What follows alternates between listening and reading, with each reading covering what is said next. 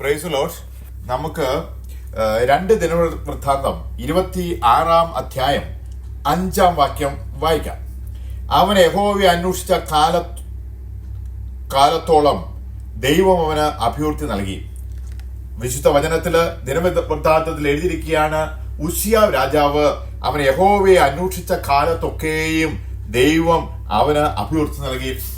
ദൈവമക്കളെ, നമ്മുടെ ജീവിതത്തില് നമ്മൾ ദൈവത്തെ അന്വേഷിച്ച് ദൈവത്തിന്റെ കൽപ്പന അനുസരിച്ച് ദൈവത്തിന്റെ മുഖത്തേക്ക് നോക്കി നമ്മൾ ജീവിക്കുന്ന കാലത്തെല്ലാം ദൈവം നമുക്ക് അഭിവൃദ്ധി തരുമെന്ന് ദൈവത്തിന്റെ വചനത്തില് ദൈവം നമ്മെ ഓർമ്മപ്പെടുത്തുകയാണ്. ഉസ്സിയാവ് രാജാവായപ്പോൾ അവന് 16 വയസ്സായിരുന്നു. ആ 16 വയസ്സുള്ള ഉസ്സിയാവ് രാജാവായപ്പോൾ ഹല്ലേലൂയ അവനെ സെഖര്യാവ് എന്ന പുരോഹിതന് അവനെ പോകേണ്ട വഴിക്ക് ദൈവത്തിന്റെ വഴിക്ക് തന്നെ അവരെ നടത്തിയതായിട്ട് ദൈവത്തിന്റെ വചനത്തില് നമ്മൾ വായിക്കുകയാണ്. ഹല്ലേലൂയ 52 സംവത്സരം അവൻ യെരൂശലേമിൽ വാണു. ഹല്ലേലൂയ അങ്ങനെ അവൻ യഹോവയ്ക്ക് പ്രസാദമുള്ളത് ചെയ്തു. ദൈവഭയത്തിൽ അവനെ ഉപദേശിച്ച സെഖര്യാവിന്റെ ആയുഷ്കാലത്ത് അവൻ ദൈവത്തെ അന്വേഷിച്ചു.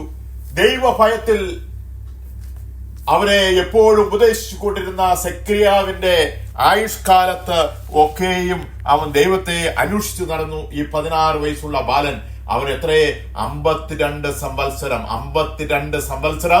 അവൻ യെരൂശലേമിൽ രാജാവായി വാണു. പക്ഷേ അവന്റെ ഈ യാത്രയില് ദൈവം അവനെ വളരെ അനുഗ്രഹിച്ച് ഹല്ലേലൂയ ദൈവം അവന് യുദ്ധങ്ങളിൽ ജയം നൽകി, ദൈവം അവന് സമ്പത്ത് നൽകി, ദൈവം അവന് ആയുസ് നൽകി, ദൈവം അവന് ആരോഗ്യം നൽകി. അങ്ങനെ അവൻ ആ ജൈത്രയാത്ര നടക്കുന്ന സമയത്ത് അവന്റെ ഹൃദയത്തിലോ ഒരു അഹങ്കാരം പൊട്ടിപ്പുറപ്പെടുകയാണ്. അഹങ്കാരം അവന്റെ പൊട്ടിപ്പുറപ്പെടുകയാണ്.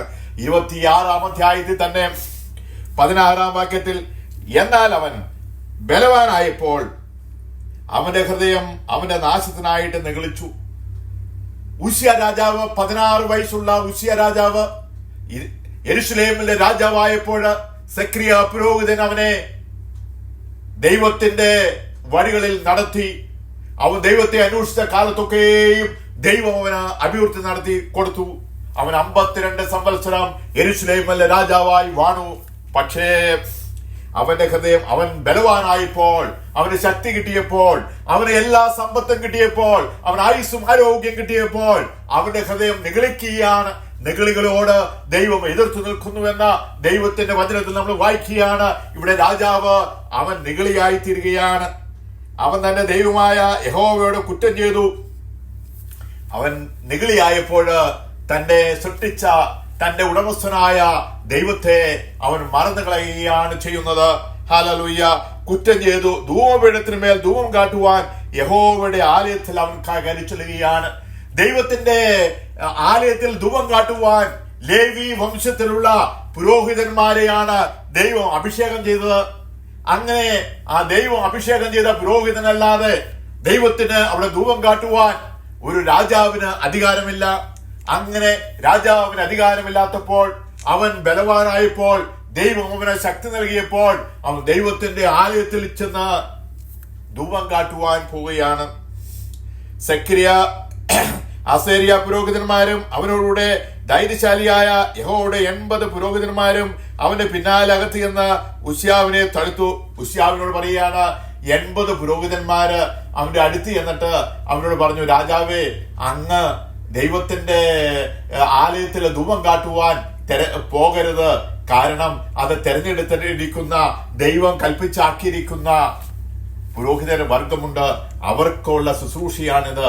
അങ്ങ് രാജ്യം ഭരിച്ചാൽ മതി, ദൈവത്തിന്റെ സന്നിധിയിൽ വന്ന് അന്ന് ധൂപം കാട്ടുവാൻ പോകരുത് എന്ന് പറയുകയാണ്. ഉസ്സിയാവ് യഹോവയ്ക്ക് ധൂപം കാട്ടുന്നത് നിനക്ക് വിഹിതമല്ല. ധൂപം കാട്ടുവാൻ വിശദീകരിക്കപ്പെട്ട അഹരോരായ പുരോഹിതന്മാർക്കത്രേ വിശ്വമന്ദിരത്തിൽ നിന്ന് പോയിക്കൊള്ളുക. ലംഘനമാവുന്നു നീ ചെയ്തിരിക്കുന്നത് അതിന് ദൈവമായ യഹോവേ നിനക്ക് മാനമായിരിക്കില്ല എന്ന് പറഞ്ഞു. ഈ പുരോഹിതന്മാരെല്ലാം രാജാവിനെ ഉപദേശിച്ചു, രാജാവേ അങ്ങ് അത് ചെയ്യരുത്. ഇപ്പോൾ രാജാവ് നിഗളിയാണ്, ഇപ്പോൾ രാജാവ് അഹങ്കാരിയാണ്. ദൈവത്തിന്റെ മുമ്പിൽ ദൈവം അഹങ്കാരികളോട് എതിർത്ത് നിൽക്കുന്നുവെന്ന് ദൈവത്തിന്റെ വചനത്തിൽ നമ്മൾ വായിക്കുകയാണ്.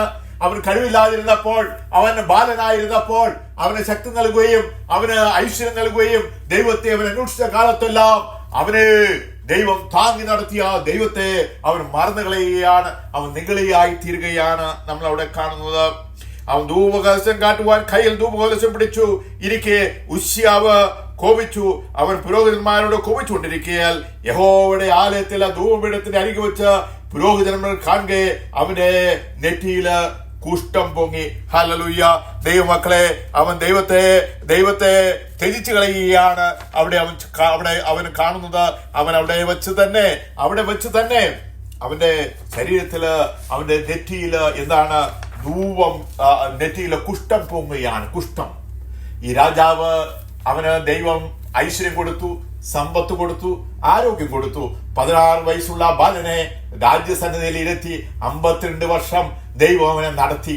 ആ 52 വർഷം നടത്തി കഴിഞ്ഞപ്പോൾ അവൻ അഹങ്കാരം, അവൻ നിഗളിയായി. അവൻ ദൈവത്തിന്റെ ആലയത്തിൽ വരെ ലേവ്യ പുരോഹിതന്മാർക്കാണ് ദൈവം കൽപ്പിച്ചാക്കിയിരിക്കുന്ന പുരോഹിത വർഗമുണ്ട്.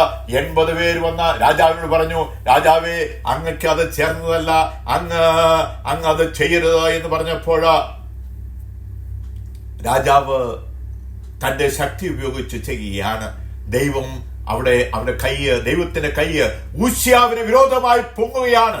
അവന്റെ നെറ്റിയില് കുഷ്ഠം പൊങ്ങുകയാണ്. ദൈവമക്കളെ, നമ്മുടെ ജീവിതത്തിൽ അഹങ്കാരം നമ്മുടെ ജീവിതത്തിൽ വന്നാൽ ദൈവം നമുക്ക് എതിരായി തീരുമെന്ന് ദൈവത്തിന്റെ വചനത്തില് ദൈവം നമ്മെ ഓർമ്മപ്പെടുത്തുകയാണ്. ഹല്ലേലൂയ. നമുക്ക് നെബൂഖദ്നേസറിന്റെ ജീവിതത്തിലേക്ക് വന്നാൽ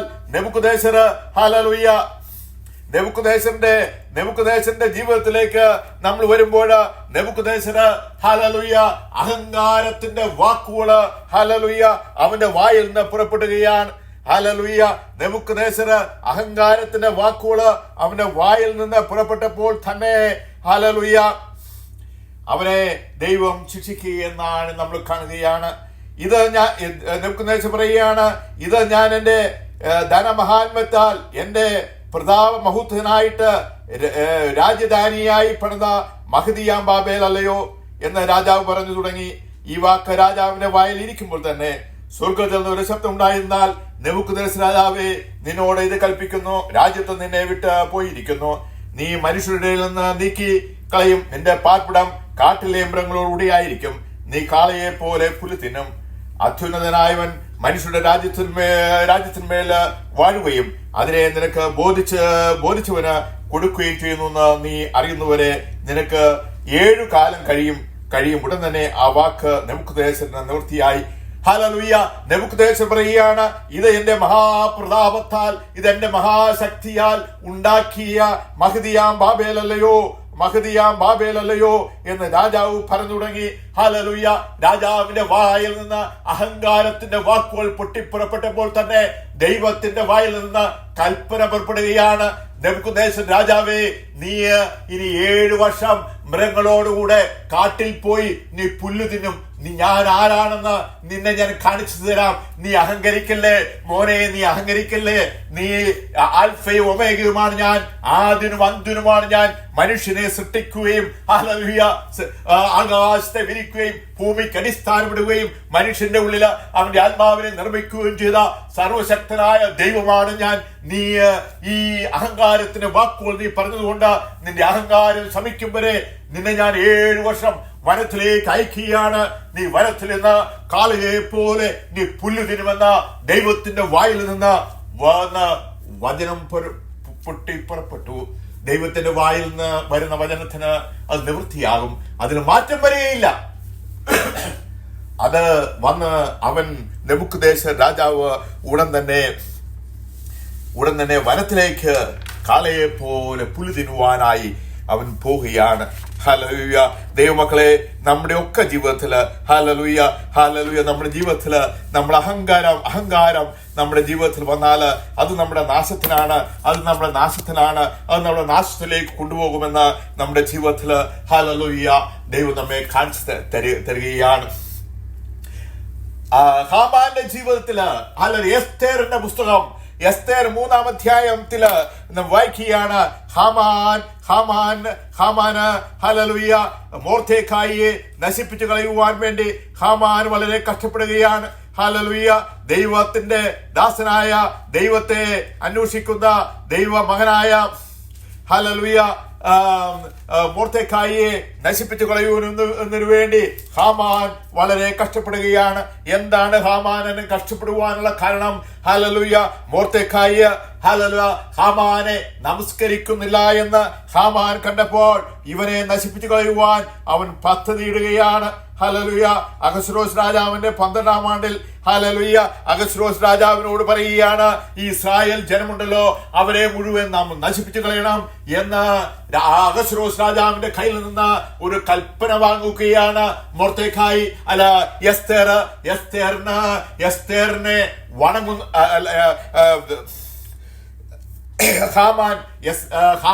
ഹാമാനെ മൊർദെഖായി വണങ്ങുന്നില്ല എന്ന ഒരൊറ്റ കാരണത്താൽ ഹാമാൻ പദ്ധതി തയ്യാറെടുക്കുകയാണ്. ആരെ?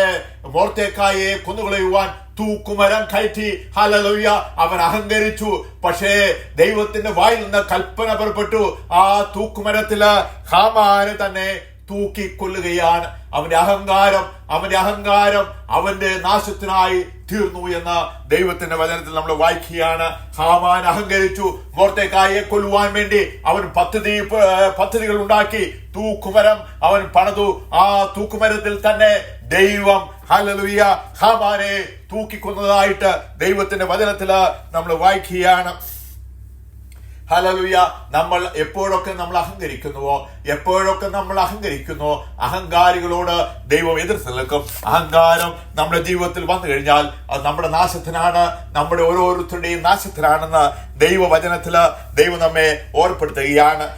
യൂസിഫറിന്റെ ജീവിതത്തില് ഉൽപ്പത്തി യൂസിഫറിന് 14 യെശയ്യാവിന്റെ പുസ്തകം 14-ാം അധ്യായത്തിൽ യൂസിഫർ ഹല്ലേലൂയ ഞാൻ നക്ഷത്രങ്ങൾക്ക് മീതെ ഹല്ലേലൂയ ഞാൻ എന്റെ ഭവനം പണിയുമെന്ന് യൂസിഫർ ഹല്ലേലൂയ ഈ ദൈവത്തിന്റെ മേലെ എന്റെ സിംഹാസനം പണിയുമെന്ന് അവന്റെ ഹൃദയത്തിൽ പറഞ്ഞപ്പോൾ തന്നെ അവനെ വെട്ടി താഴെയിടുകയാണ്. ഹല്ലേലൂയ യൂസിഫറിനെ അടിച്ച് താഴെയിട്ടു ദൈവം. അവൻ അഹങ്കരിക്കുകയാണ്. ഹല്ലേലൂയ എത്ര മനോഹരമായാണ് ആ ദൂതനായ ആ ഏഞ്ചൽ യൂസിഫറിനെ ദൈവം സൃഷ്ടിച്ചത്. പക്ഷേ അവൻ അഹങ്കാരം അവന്റെ ജീവിതത്തിൽ വന്നപ്പോൾ അവനെ വെട്ടി ദൈവം താഴെയിടുകയാണ്. യൂസിഫറിന്റെ പതനം നമുക്കവിടെ കാണുവാൻ കഴിയും. ഹല്ലേലൂയ ഉൽപ്പത്തി പുസ്തകത്തില് ബാബേൽ ഗോപുരം പണിയുവാനായിട്ട് ജനങ്ങൾ കൂടി. ഹല്ലേലൂയ ജനങ്ങൾ എന്താണ്? സ്വർഗം വരെ എത്തുന്ന ഒരു ഗോപുരം പണിയുവാൻ വേണ്ടി ജനം പദ്ധതിയിടുകയാണ്. ആ ഗോപുരം ഒരു പണിയുകയാണ്. യഹോവ ഇറങ്ങി വന്നു അവരുടെ ഭാഷയെ തകർത്തു കളഞ്ഞു. അവർക്ക് ഗോപുരം പണിയുവാൻ സാധിച്ചില്ല. ദൈവമക്കളെ, നമ്മുടെ ജീവിതത്തിൽ എപ്പോഴൊക്കെ നമ്മൾ അഹങ്കാരികളാകുന്നോ, അങ്ങനെ നമ്മൾ അഹങ്കരിച്ചാൽ ഹല്ലേലൂയ അഹങ്കരിച്ചാൽ നമ്മുടെ ജീവിതത്തിൽ നമ്മുടെ നാശത്തിന് വേണ്ടിയാണ്, നമ്മുടെ നാശത്തിനാണ് എന്ന് ദൈവത്തിന്റെ വചനത്തില് ദൈവം നമ്മെ ഓർപ്പെടുത്തുകയാണ്.